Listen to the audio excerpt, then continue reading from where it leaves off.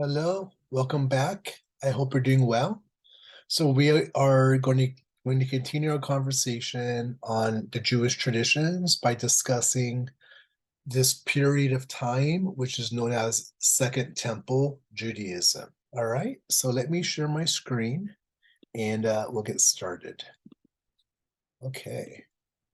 Um, yeah, so the Second Temple period is what we'll cover in this lecture. And then in the following lecture, we'll cover rabbinical Judaism. So this is, we're going through the Jewish tradition chronologically here. So Second Temple period Judaism, let's get into it. It begins with, it starts with the moment when the Persian king Cyrus allowed Jews to return to their homeland after that time in enslavement. Remember, we talked about they returned to the Babylonian captivity, for example, was a time of enslavement. So they get to return to the homeland. And when they return to the homeland, they rededicate the temple in 516 before the Common Era. And so that begins, that's the start of Second Temple Judaism. Because remember, the first temple was destroyed, so now you have the Second Temple, and Second Temple Judaism goes all the way to the destruction of the Second Temple, which occurs in the year 70 Common Era. So it's after the life of Jesus, it's during the Jewish-Roman War. And so some Jews, back to the story here, some Jews decided to stay in Babylonia rather than return to the homeland, along with those who went back and built a second temple. And so what you had was a vibrant Jewish center in Babylonia as well. And so when we talk about rabbinical Judaism later, there's some key texts produced during a later period, and those key texts are produced in Babylonia alongside Jerusalem, because you have a strong Jewish community in Babylonia dating back to the Babylonian captivity. Second Temple period Judaism is really important. It significantly shapes later Jewish traditions and provides viable background to the study of the New Testament as well. So the Second Temple was built in Jerusalem on the Temple Mount, and this is an image of the Temple Mount here. Orthodox Jews, this is certainly a sacred site within the Jewish tradition. In some ways, and for different ways, it's a sacred site to the Christian and Muslim traditions as well, which we'll talk about later when we talk about those traditions. Now, Orthodox Jews, and we're going to talk about different branches of Orthodoxy in our final lecture on the Jewish traditions. There's three major branches and some other branches we'll talk about. Orthodox Jews, who are the most conservative branch, believe the third temple will be rebuilt on the Temple Mount when the Messiah, or the Anointed One, returns. So, Second Temple Judaism starts when King Cyrus allows a significant amount of Jews to return from their time of enslavement captivity from Babylonia back to Jerusalem, and they return to build that second temple. So that's a key moment. And that gets recounted in two books within the Hebrew Bible, the book of Ezra, and the other is Nehemiah. So that's one moment. Now we're going to just highlight a couple moments during Second Temple Judaism, from the construction of that Second Temple in the 6th century before the Common Era to its destruction in 70 Common Era. There are significant moments in kind of the religious life and within the historical life of the Jewish people. So first, I want to give context. So in the context I want to give is, is the context going to be Alexander the Great, who Hellenizes the Mediterranean world through conquest. So Alexander the Great, he conquers the Mediterranean world and he Hellenizes it. To Hellenize something, the Greek word it comes from the Greek word Hellenos, which translates into the English to Greek. So Hellenize is to Greekize, basically, to bring Greek culture, to bring Greek philosophy, and to bring Greek language upon the territories and the people that are conquered. And so Greek culture and language dominate the Mediterranean world due to the conquest of Alexander the Great. And one consequence of that Hellenization is the loss of Jewish culture. So with Hellenization, the Jewish existence demands navigating resistance with accommodation and forms of appropriation, right? In conversation with the Greek oppressors, who are enforcing their culture. So again, this is a significant moment. Significant moment in the Second Temple Judaism is how Second Temple Judaism navigates, right? This kind of overlapping Greek culture, which is upon them. So these are just a couple maps highlighting the extent of the Greek conquest under Alexander the Great. Here's a coin highlighting, pardon me, highlighting, just the role and the belief around being emperors being divine, right? Being minted on coins and so forth.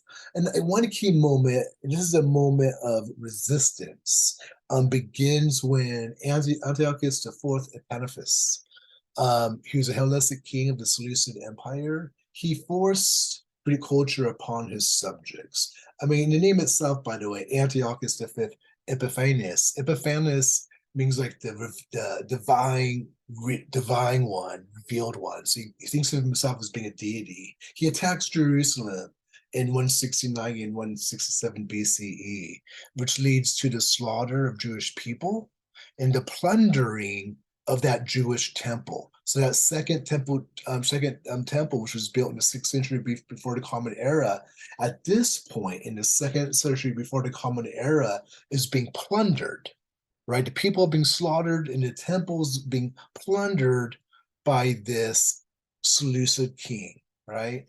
Antiochus, thereafter, he erects a statue of the Greek god Zeus upon the Jewish temple of altar where burnt offering would be given. And so this is like in the most sacred space where in the Jewish tradition it's believed the presence of God dwells the most in its most powerful way here on earth. In that space, Antiochus, he desecrates it, right, with this act of putting the Greek god there. So this is a moment where you get resistance from the Jewish people in what's known as the Maccabean revolt. So again, we talked about Antiochus and his desecrating of the temple. In response to that, you get this revolt led by the Hasmonean family. And this is a Jewish priestly family. In particular, from this family, Judah Maccabeus leads the Maccabean revolt. And so the Hasmoneans, this priestly Jewish family, it rebels against Antiochus IV, the one who desecrated the Jewish temple. And they capture the temple and they rededicate the temple in 164 before the Common Era. So this is a key moment, and you see here. This comes from a German Bible, and this captures, right. It captures here the Jewish priest Mattathias leading revolt against the Syrians, which continued for 30 years with his sons Judas Maccabeus, Jonathan, and Simon. And here you have Judas Maccabeus pursuing Timotheus. This comes again from a picture from Holy Scriptures from 1885 Germany. So this is a key moment in the Jewish tradition. Judas Maccabeus, he's one of the 3 sons of priest Mattathias. He's a military leader who defeats Apollonius. He also defeats the Syrian Sidon. Judas led a band of Jews against the Syrians. 800 of the Syrians fell, and others fled into the country of the Philistines. So he was a renowned military leader coming from this priestly family. His nickname was Judas the Hammer. Here, this comes from a sacred text in the Jewish tradition, First Maccabees, and it recounts how Judas Maccabees, this Judas the Hammer, went about the city of Judah, destroying the renegades there. He turned away wrath from Israel, was renowned to the ends of the earth, and gathered together those who were perishing. So this book, the sacred text, is celebrating the history, right, of conquest, the history of retaliation, right, history of resistance to this Jewish empire that's bringing its culture and impressing the culture upon them. So this significant moment is memorialized in First Maccabees, and it's also commemorated in the Jewish holiday known as Hanukkah. So Hanukkah commemorates the rededication of the Second Temple, which occurred after Jesus Maccabeus defeated, right, the foreign army, and then retook the temple, and then rededicates it. So the celebration was Hanukkah, which happens just before Christmas, is an important Jewish holiday of commemoration. In terms of the Jewish language and culture, due to Alexander the Great, um, the Hebrew language is lost from Jewish culture. So the Jewish people, but after the conquest of Alexander the Great, are speaking in Greek. And so there's no longer the Hebrew Bible that's being used, but it's a Greek translation of the Hebrew Bible, um, which is known as the Septuagint, So then another moment of, it's a really highlighting these moments of, again, of resistance, and conquest, appropriation, accommodation. Here's a moment of conquest with resistance embedded in it. And this will end our time talking about Second Temple Judaism, because it's during this time, during the Jewish-Roman War of 66 through 73 Common Era, that the destruction in 70 Common Era was destroyed. This brings the end to Second Temple Judaism. So what occurs after Second Temple Judaism, with the destruction of the temple, you no longer have that being the focal point of worship, of pilgrimage, of rituals. And so any type of a Jewish community or movement or people that were attached to the temple, with the destruction of the temple, those communities and those ways of Jewish life disappeared. They all disappeared, except one, a group known as the Pharisees, who are going to become the rabbis and become the lead teachers within rabbinical Judaism, which we'll talk about next lecture. So Roman ruler Titus, he captures the Jews, he led the insurrection and paraded them around Jerusalem in 70 Common Era. So this is a humiliation that occurs, right? Destruction of the temple, the parading around of the Jews. This gets recorded by the Jewish historian Josephus in his work, Wars. So this is a significant moment. This moment too gets memorialized. Here you have in Rome, this comes from the wall relief of the Ark of Titus, and it depicts so Titus led the conquest of the temple and destruction of it, and this depicts within this Ark of Titus the menorah, right? This important Jewish artifact being taken from the temple during that Jewish Roman Civil War.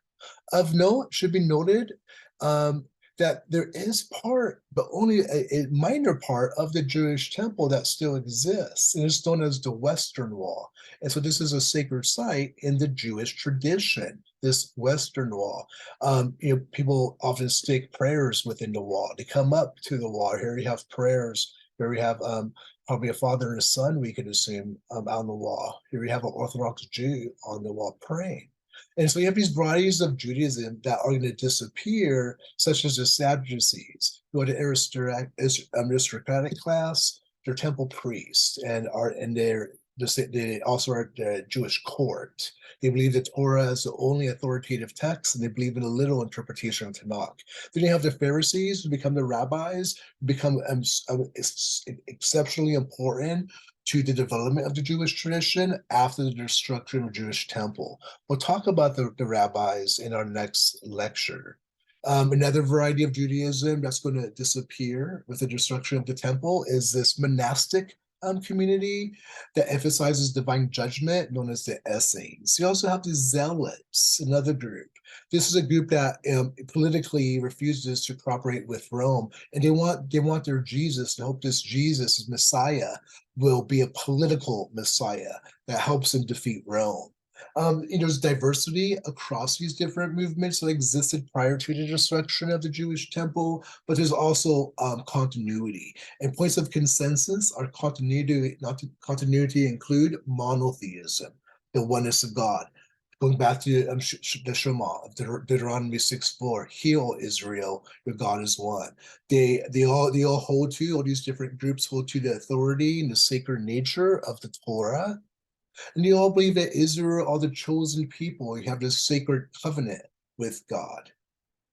In terms of the temple, it's this place where God and Israel meet. So they all hold that in common too. So the destruction of the temple leads to a shift in the Jewish tradition. It leads to what's known as the rabbinical tradition. So the only Jewish group that survives the destruction of the Second Temple were the Pharisees, and they become the rabbis. The word rabbi in Hebrew from the root rav, it means teacher. So you get these authoritative teachers that collect and interpret works that become formative, not just for rabbinical Judaism, for Judaism thereafter. And so this is known as rabbinical Judaism, and we'll talk about this when we return in our next lecture.